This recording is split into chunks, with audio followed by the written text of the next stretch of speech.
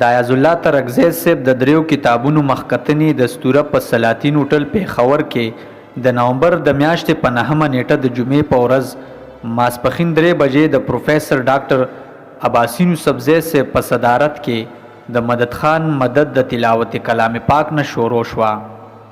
د سټیج د نظامت فرایض ډاکټر شیرزمان سیماب صاحب ترسره کړه.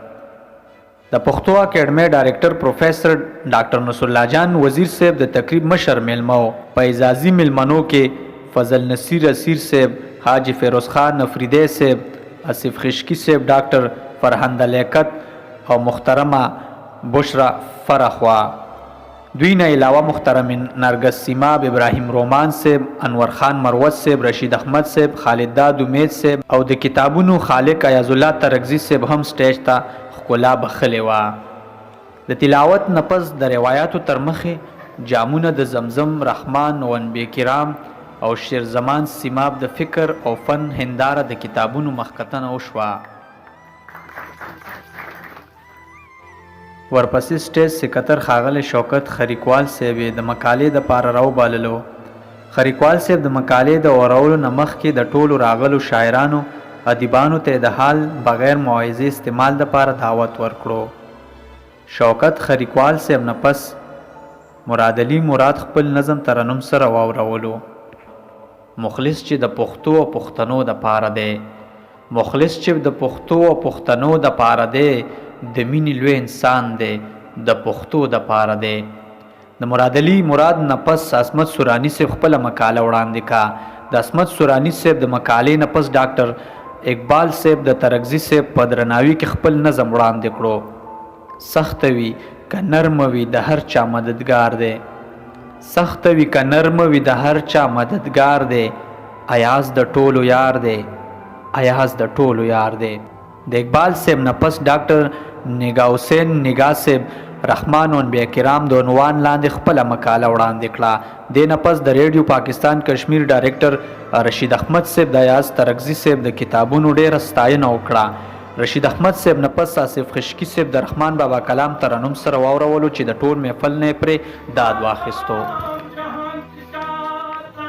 آصف خشکی صاحب نه پس سمیع ارمان صاحب په خپلو خبرو کې وویل چې ایاز صاحب ادب سره سره د خپرونې کار هم کوي چې د پښتو ادب خدمت دی.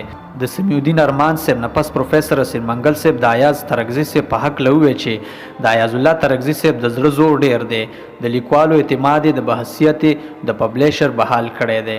اسیر منګل صاحب نه پس د اردو ژبې نوموړي لیکوال محترم بشرا فرخ ایاز الله ترکزی صاحب ته مبارکي ورکړه. د محترم بشرا فرخ نه پس د کتابونو خالق ایاز الله ترکزی صاحب مایک ته راوغوښتی شو. د ټولو درنو میلمنو شکریه یې ادا کړه. ایاز الله ترکزی صاحب نه پس په سټیج ناستې میلمنې نرګس سیماب وویل چې زه د ایاز الله ترکزی صاحب مننه کوم چې دومره ښکلې دستورې ته یې زه راوغوښتم. د دې نه پس شیرزمان سیماب صاحب ډاکټر فرهنده لیاقت ته دعوت ورکړو خپل تاثیرات یې وړاندې. محترم ډاکټر فرهنده نه پس پروفیسر نصیر اسیر صاحب د ایاز الله شکریه ادا کړه چې زه د اعزازي میلمه په سټیج کې نولې یم. د مخکتنې په حق له ښه تاثیرات وړاندې کړه. د نصیر صاحب د خبرو نه پس د پروګرام د خوند بدلولو دپاره ښاغلی ظفر خان ظفر صاحب راوبللو او په مزاحیه کیتو باندې د محفل رنګ بدل کړو او په محفل کې خنداګانې خورې کړې. د ظفر خان ظفر صاحب نه پس د دستوري مشر میلمه د پښتو اکیډمۍ ډایرکټر پروفیسر ډاکټر نصر الله جان وزیر صاحب د پښتونخوا ادبي ملګرو شکریه ادا کړه چې ماته د ایاز الله ترکزی صاحب د کتابونو د مخکتنې په موقع د مشر میلمه اعزاز راوبخلو. په آخر کې د دستوري صدر پروفیسر عباسین یوسفزی صاحب په خپلو خبرو کې ویل چې د ایاز الله ترکزی صاحب کار هم د کتاب سره دی.